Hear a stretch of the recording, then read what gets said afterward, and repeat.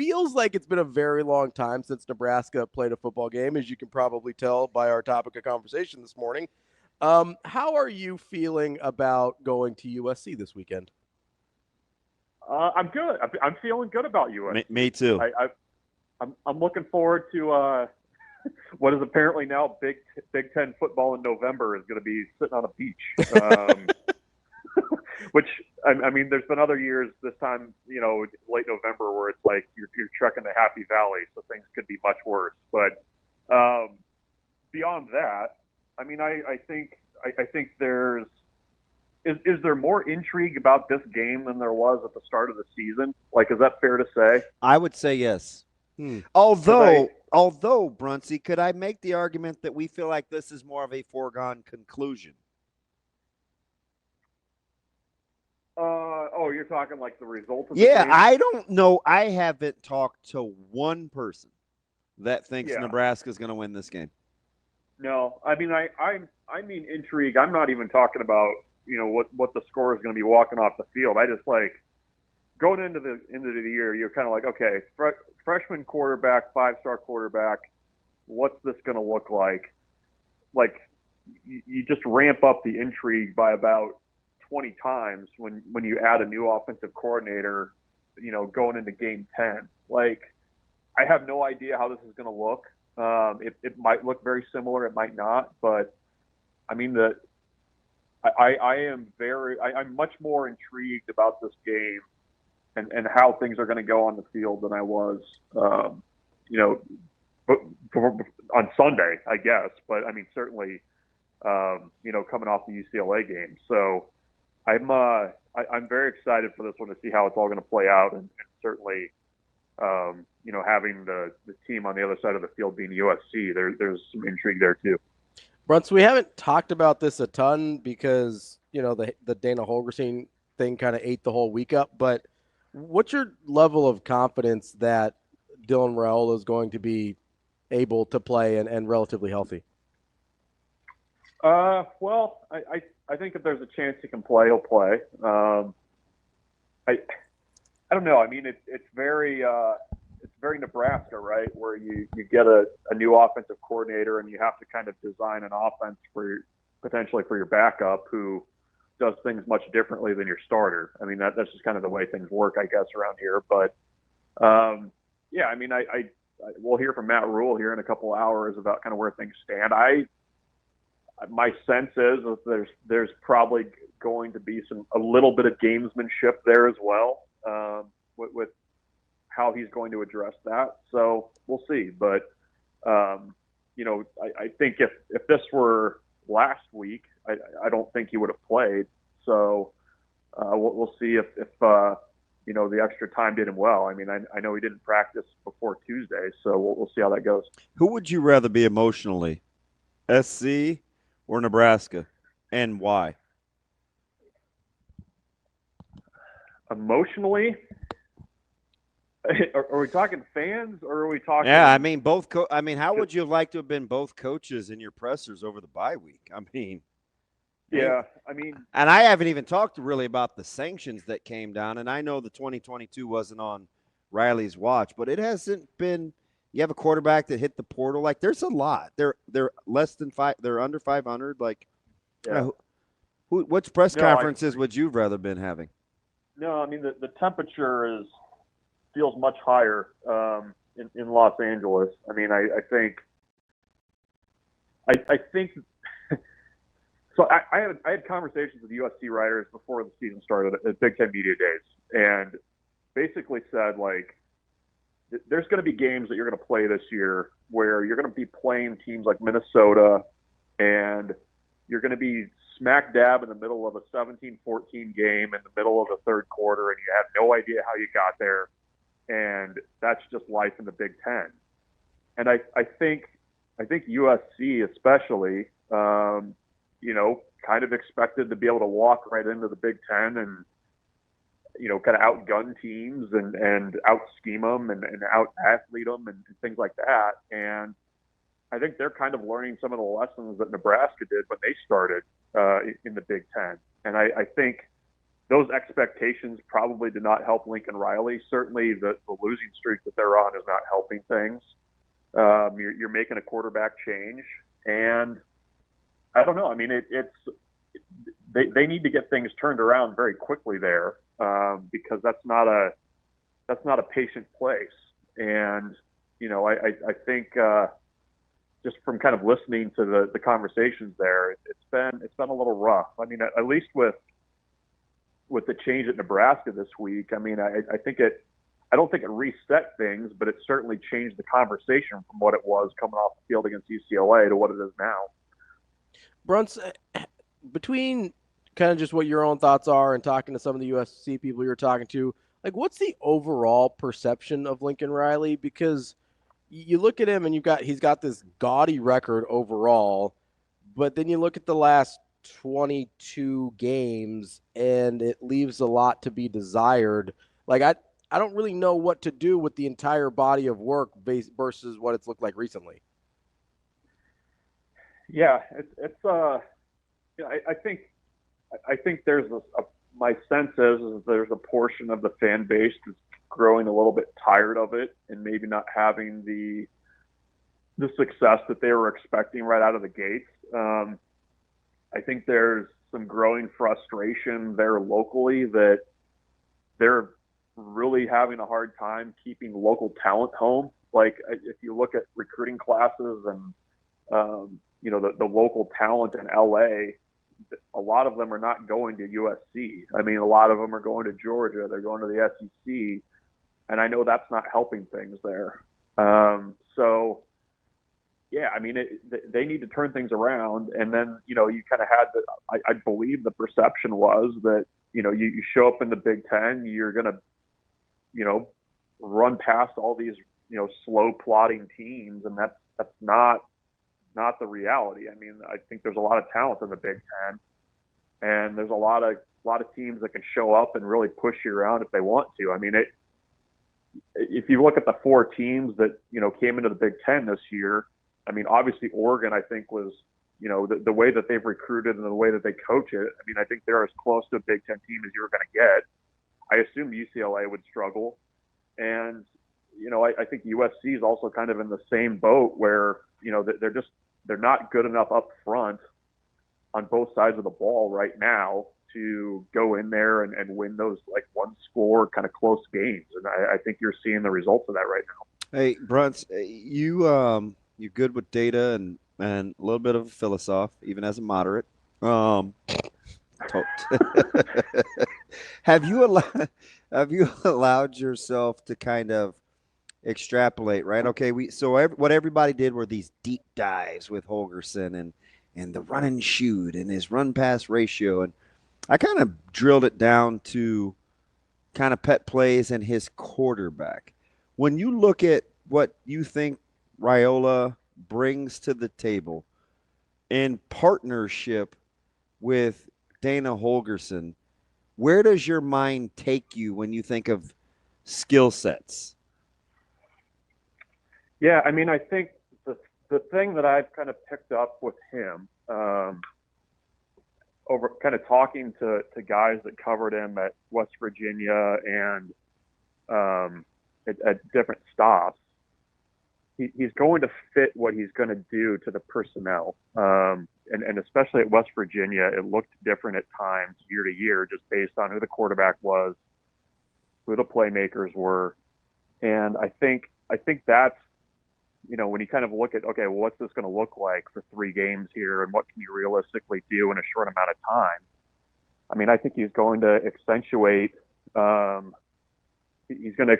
what they've got. I think it's going to be, if I'm Ja'Cory Barney, I'm sitting there like, okay, this is going to be okay. And I think that's kind of what has stood out to me most in talking to people. I don't know if I'm answering your question. Yeah. I might be zooming out of the middle here, but I got to follow up, so just let it ride. I like this. No, let's help save me. What's the follow-up? No, so my other thing is when you look at like talents, because people say, oh man, he's got a 4.5, 5-star quarterback who's super talented.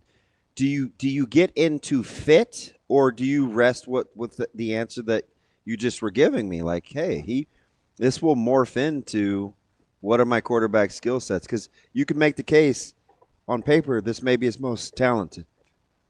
Yeah, no, I mean, and I think the core of what a Dana Holgorsen offense is the kind of stuff that Dylan is comfortable doing. I mean, when you look at what he did in high school, you know, a lot of the concepts are there. I mean, it's, you know, as I think everybody sees Dana Holgorsen, you immediately jump to air raid, and you know that's not necessarily what he does. I mean, everybody kind of runs portions of that, and so I think there's familiarity there, and I think that should be an offense that should be fairly comfortable for Dylan, especially with some of the reads that are there. So I think he can make that work. I mean, I don't, you know, I'm sure there's probably going to be some hiccups just based on verbiage and kind of, you know, knowing what reads are and things like that. But I think overall it should not be an offense that is completely foreign to you know what Dana wants to do and what Dylan's done. I mean, there's probably also,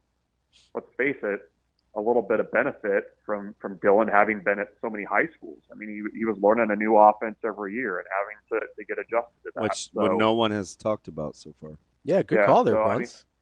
I mean, hey, thanks. So yeah, I mean, I think that's it. I think it's. I don't think it's as big of a lift there as maybe what you might think. I mean, I'm not expecting wholesale changes, but I think there's going to be some wrinkles and some surprises in there that aren't going to be completely foreign to Dylan. We're talking with Michael Bruntz, Husker 24/7. Bruntz, something that I haven't heard a lot of people talk about this week, including us, is what impact do you think Dana Holgorsen might have on the running game? We've talked a lot about Dylan Raiola and the passing game and all that. Like we talked about clock management and, you know, even helping, you know, like Rule's mindset with having somebody to bounce things off of as a former head coach. But like how do you think he might be able to help improve a running game that seems like has never quite gotten to a point where we've been satisfied with it? No, I mean, I guess it probably comes down to whether you believe it's, you know, do you allow your guys to get into a rhythm? Is it, you know, feel for when you call certain things? I think that will, you know, be different, and I think that'll probably help Nebraska a little bit. And you know, I don't think that there's, especially in the running game, I don't know that there's wholesale changes that you have to make. I mean, I think it's a tweak here, a tweak here, tweak there with kind of how you do things and block things. So, you know, everybody kind of gets hung up on the air raid thing. He's always had really good running offenses. It's funny, like I was watching that 2010 Oklahoma State Nebraska game the other night, and you've got diamond formation. They ran a little bit of power at times. Like it was just kind of everything. And you know, Nebraska was kind of struggling to adapt to things. And I mean that's I think what the long-term picture can be. But yeah, and the other thing you kind of mentioned in the question, but the knowing when to take shots and being okay with being a little bit more aggressive at times, I think that's okay. I mean, I think Nebraska has to be able to get the ball down the field more. And even, you know, in the midst of this losing streak, they started to do that a little bit and had some success. I mean, I think you have to be able to do that, and I'm eager to see if you see a little bit more aggression with doing that over the last 3 games here. Bruntz, let me ask you something. A lot of people like give the advantage, especially emotionally, because it has been tumultuous these last couple of weeks for both programs, right? But they give the nod to SC because they just pull raw data statistically and they say, oh, SC plays better at home. They don't really look at whether they're winning or losing. They're just like, oh, they play better at home. Is it a thing where you think Nebraska, given where they're at right now, will be better away from Lincoln than in Lincoln when they see the Trojans? I don't know. And that's it's at least a discussion, right? Sure, it is. I think what scares me about saying yeah, like absolutely, is it's just been such a every game you kind Coin of don't flip. know what you're gonna get. Yeah. And I think that's where I pause a little bit. And I do have legitimate questions about, how is Nebraska going to be for this game? I mean, maybe the helmet across the line of scrimmage, gets you a little bit more dialed in than UCLA did. I don't know, but I mean, I think, just kind of the herky-jerky nature of the focus and the effort over the last 3 games, I think that's why I hesitate, and that's kind of why I'm kind of curious to see how they come out of the bye week and why there's intrigue around this game for me. Is that I don't know where a lot of Nebraska's at right now, because on the one hand, you kind of have a little bit of a reset here. You've got a new coordinator. You've got this, I guess, for lack of a better word, a spark.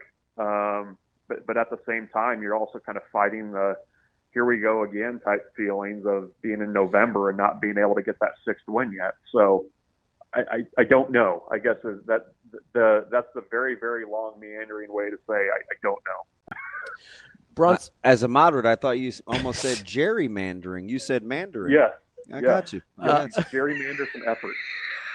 Hey, there's like 7 people listening that will get that reference, but I'm dapping you from far away. Well, and well done for your range, and Bruntzy. 3 of them are on the call right now. Bruntz, if you're looking for kind of indicators or benchmarks of this thing working with Dana Holgorsen on Saturday, are you looking for something specific like a point total or yardage or red zone conversions? Is it going to be more of an eye test thing? You just here for the vibes? Like, what is there something specific you're looking for? Vibes. I mean, the vibes piece of it's like what Rule said after Indiana, where it was like everything just feels really difficult. Mm-hmm. Like, if there's something that a thing or two Nebraska can find, you're like, this is what we're going to go to. This is something that we can lean on. That to me is progress, because they've not had that all season. I don't know if it's a point total or yards, especially this first week, but you kind of know it when you see it, right? And as the year has gone along, it's just felt a lot more difficult and more so than it needs to be. Looking for efficiency, crispness. Is Dylan getting the ball out quickly and rather than holding it and kind of, like he seems to have done the last 3 or 4 games. I mean, I think that's more of what I'm looking for in LA is just, the easier things looking like they're supposed to. And also, cashing in a few points when you get into the other side of the field, your opponent's side of the field, that would be progress in my mind too, because I mean, Nebraska's inability to get points when they get into the opponent's territory, it's just mind numbing how much they've struggled at that this year. Bruntz, okay, so we had these kind of like these philosophical deals before we head out there, and then all of a sudden the game will unfold. How prepared are you emotionally to stay the course from the things that we just talked about, right? Because it sounds good, and then the actual game breaks out, and you have deadlines, and you have content. How balanced do you think you can be? How moderate can I be? I think you gotta. Some would call it fair and balanced. I'm not sure if that would. Yeah. We don't have deadlines on the internet. It's Good, always a deadline. Good point, Bruntzy. God, you sticklers. But no, I mean, I think it's important to, and I think that's why that kind of goes with what I was saying about the vibes. Like, it might not be 100% what it's going to look like, and it's certainly not going to be perfect against USC. But if you start to see glimpses of progress, and I think that's what you have to be encouraged by. I mean, this is fairly unprecedented what Nebraska is doing with bringing somebody in from the outside at this point in the season to run everything. And I mean, I think you kind of have to remember that. But I mean, if you can show progress against USC, I think it sets up particularly well going into that last game at home against Wisconsin. I mean, I think that's the one where you got to be dialed in a little bit more. So I'm willing to be patient, and I think you kind of have to. The context for all of this happening, I think, is pretty important, because it's almost like you kind of need to just kind of set that bar kind of low, and at least for the first game, I think.